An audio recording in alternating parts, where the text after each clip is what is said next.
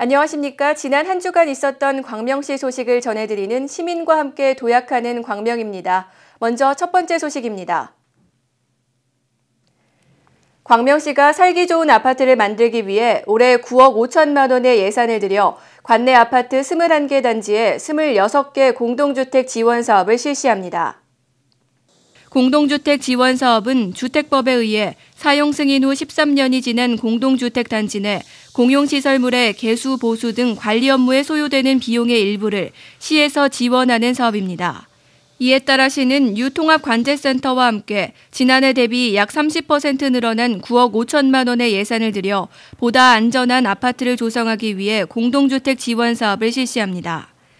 아파트 단지 내에 CCTV를 추가로 설치하고 지하 주차장에는 기존 형광등 조명을 초절전 LED 조명으로 전면 교체하는 등 총 21개 단지에 26개 사업을 지원할 예정입니다.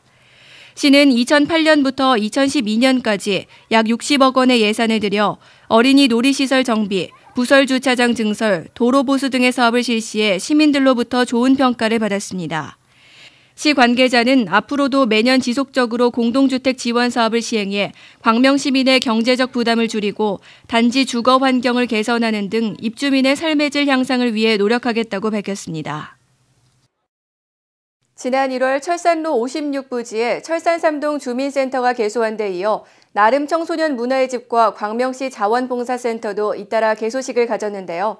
앞으로 쾌적한 공간을 활용해 시민들에게 질 높은 서비스를 제공할 예정입니다.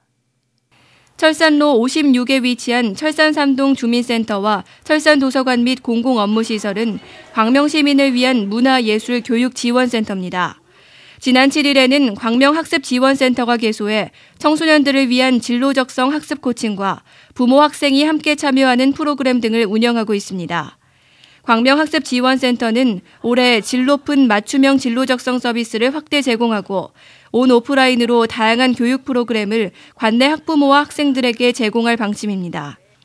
또한 18일과 19일에는 나름 청소년 문화의 집과 광명시 자원봉사센터도 이전 입소에 따른 개소식을 가졌습니다. 이에 따라 광명시 자원봉사센터는 앞으로 쾌적한 환경에서 광명시의 자원봉사 문화 확산을 위해 자원봉사 단체들의 활동을 더욱 효율적으로 지원할 예정입니다. 또한 나름 청소년 문화의 집은 그동안 광명동에 편중된 청소년 문화시설의 지역 불균형 문제를 해소하기 위해 설립된 청소년 복합문화센터로 앞으로 자연탐사 캠프와 우리 동네 문화여행, 어린이 방송국, 미디어 페스티벌 등 다양한 프로그램을 진행해 철산 하안 지역 청소년들이 여가 활동을 즐기고 꿈을 펼칠 수 있도록 할 계획입니다. 광명시는 관내에 입주해 있는 기업들을 직접 찾아가 애로사항을 듣고 함께 해결하는 기업 전담 도우미제를 시행하고 있는데요. 올해는 관내 700여 개의 업체를 방문해 현장 밀착형 기업 지원 사업을 펼칠 계획입니다.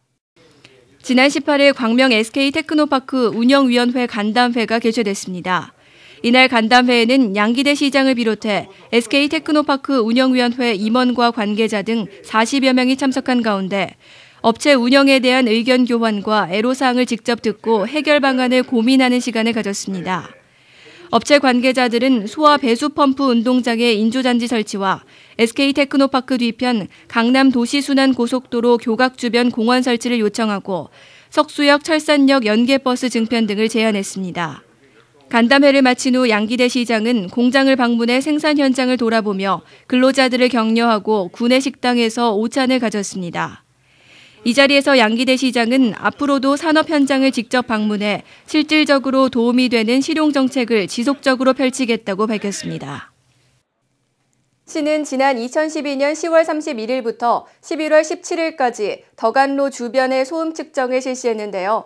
그 결과 주간 평균 64.3데시벨, 야간 평균 61.1데시벨로 나타나 환경정책기본법의 소음환경 기준을 초과하는 것으로 조사됐습니다. 이에 따라 지난 19일에는 광명 역세권 5단지에 도로교통소음 대책을 논의하기 위한 주민대표회의가 열렸습니다. 19일 광명 역세권 5단지에서 도로교통소음 현황 보고와 향후 대책을 논의하기 위한 주민대표 대책회의가 있었습니다. 이번 회의에는 양기대 시장과 시 도시환경국장, 건설교통국장, 광명 역세권 5단지 관리소장과 주민대표회장을 비롯해 LH와 기아자동차가 업체 대표로 참석했습니다. 그동안 소아 휴먼시아 2단지와 5단지를 포함한 광명 역세권 5단지 주민들은 소아 2동과 KTX 광명역, 기아로를 연결하는 덕안로에서 발생하는 교통소음으로 불편을 겪고 있다며 대책 마련을 호소해왔습니다. 이날 회의는 덕안로 도로교통소음 현황 보고와 방지 대책 보고, LH와 기아자동차 등 업체 대표와 주민 대표가 의견을 나누는 순으로 진행됐습니다. 이 자리에서 양기대 시장은 국토해양부에 소음대책 자문을 구하는 등 주민들 입장에서 민원 해결을 위한 다양한 방법을 찾고 있다며 주민들의 적극적인 협조와 이해를 당부했습니다. 광명시는 지난해 2012년 대한민국 인터넷 소통 대상 소셜미디어 대상에서 소셜 CEO상을 수상했는데요. 올해는 소셜미디어를 활용한 시민과의 소통 행정을 위해 광명 소셜 포럼을 처음으로 개최했습니다. 21시청 대회의실에서 제1회 광명 소셜 포럼이 개최됐습니다. 이날 포럼은 양기대 시장과 최규문 페이스북 네트워크스 대표, 김철환 소셜 익스피리언스 랩 랩장, 강명 강사 등이 참여해 소셜미디어의 어제와 오늘 99%를 위한 적정 마케팅 강의가 진행됐습니다. 광명 소셜 포럼은 소셜미디어를 활용한 시민과의 원활한 소통 행정, 소상공인 자영업자의 소셜 마케팅 활용 성공 사례, 소셜미디어 관련 최신 트렌드에 대한 정보를 공유하는 세미나로 시는 앞으로 매월 정기적으로 광명 소셜 포럼 세미나를 개최할 예정입니다. 소셜미디어 실무 담당자나 소셜 마케팅에 관심 있는 소상공인과 자영업자 등 소셜미디어에 관심 있는 시민이라면 누구나 세미나에 참석 가능하니 신청은 광명 소셜 포럼 페이스북을 참고하시기 바랍니다. 광명 종합사회복지관 내 스포츠센터가 지난해에 이어 2년 연속 국민체력인증사업의 거점 체력센터로 선정됐습니다. 시는 국민체육진흥공단과 협약을 맺고 오는 3월 5일부터 체력증진교실을 운영할 계획입니다. 문화체육관광부와 국민체육진흥공단이 주관하는 국민체력인증사업은 100세 시대를 대비해 국민의 연령대별 건강과 체력 수준을 평가하고 맞춤형 운동을 제공하는 체육복지 서비스 사업입니다.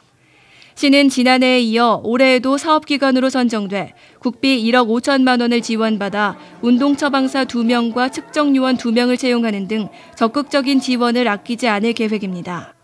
이에 따라 앞으로 19세 이상 광명시민 가운데 성인 3,200여 명을 선착순으로 신청받아 무료로 맞춤형 운동 처방을 제공하며 이 중 300여 명을 대상으로는 체력 증진 교실을 운영합니다. 거점 체력센터는 3월 5일부터 11월 22일까지 운영되며 자세한 신청 방법은 광명 종합사회복지관 스포츠센터에 문의하시기 바랍니다. 한편 시는 지난해 3,100여 명에게 체력 측정과 운동 처방을 실시하고 체력 증진 교실을 운영해 시민들의 큰 호응을 얻은 바 있습니다.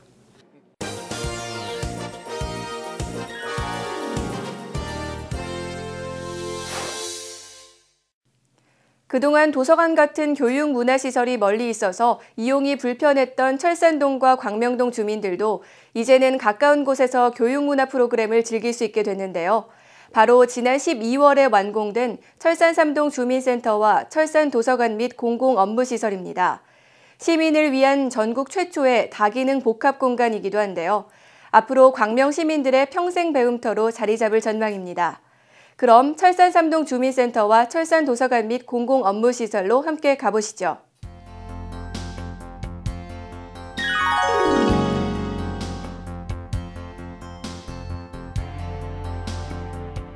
지난 1월 17일 이전에 개소한 철산 3동 주민센터.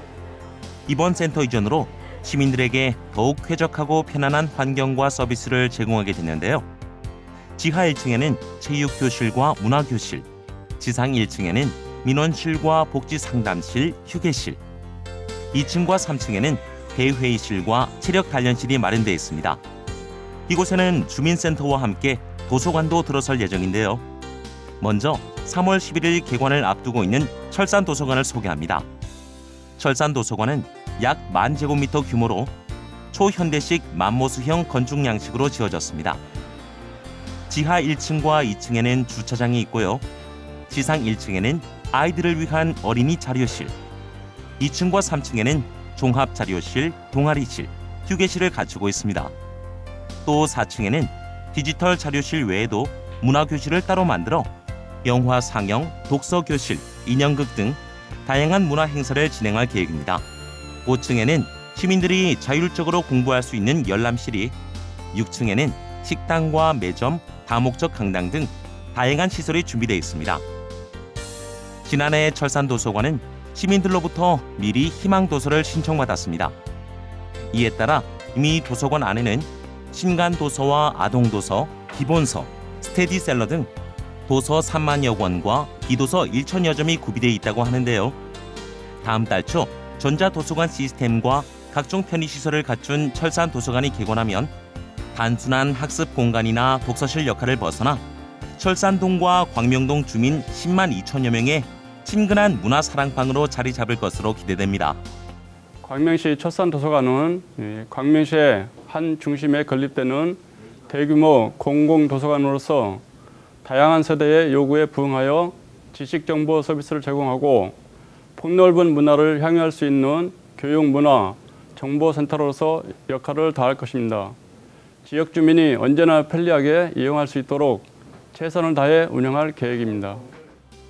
광명시는 철산도서관 외에도 앞으로 소하동 도서관 건립을 추진하고 작은 도서관을 확충하는 등 책 읽는 도시 광명을 만들어 나갈 방침입니다. 앞으로 시민들이 어디서나 손만 뻗으면 책을 접할 수 있는 생활 속 도서관이 광명시에 더 많아지길 기대해 봅니다. 광명학습지원센터는 자기 주도 학습실과 학습 코칭실, 진로 진학 상담실을 새로 갖춰 앞으로 부모와 청소년들에게 질 높은 학습 체험과 소통의 기회를 제공할 방침입니다.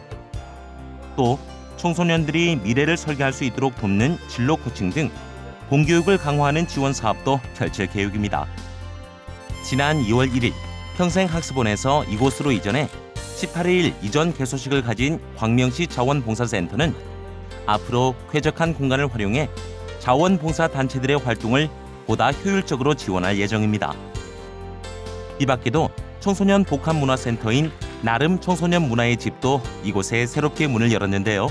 청소년들이 문화 예술 활동을 체험하고 재능을 발산할 수 있는 영상음악촌과 방송 활동을 지원하는 스튜디오 등 앞으로 청소년들이 꿈을 한껏 펼칠 수 있는 공간으로 거듭날 전망입니다. 평생 교육을 지향하는 광명시는 교육을 통해 누구도 소외되지 않고 더불어 사는 아름다운 교육 공동체를 목표로 하고 있습니다.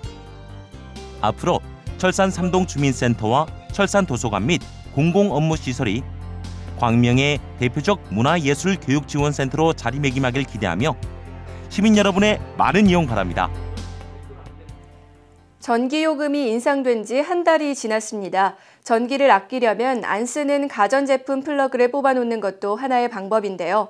앞으로는 전기밥솥 플러그부터 뽑아야겠습니다. 전력거래소가 실시한 전력 사용량 조사에서 전기밥솥이 냉장고와 에어컨, TV를 제치고 1위를 차지했는데요. 밥은 먹을 만큼만 짓고 보온 기능 사용은 최대한으로 줄이는 게 좋겠습니다. 생활 속 소중한 전기, 절약하는 습관으로 알뜰하고 유용하게 사용하시기 바랍니다. 이상으로 시민과 함께 도약하는 광명을 마치겠습니다. 시청해주신 여러분 고맙습니다.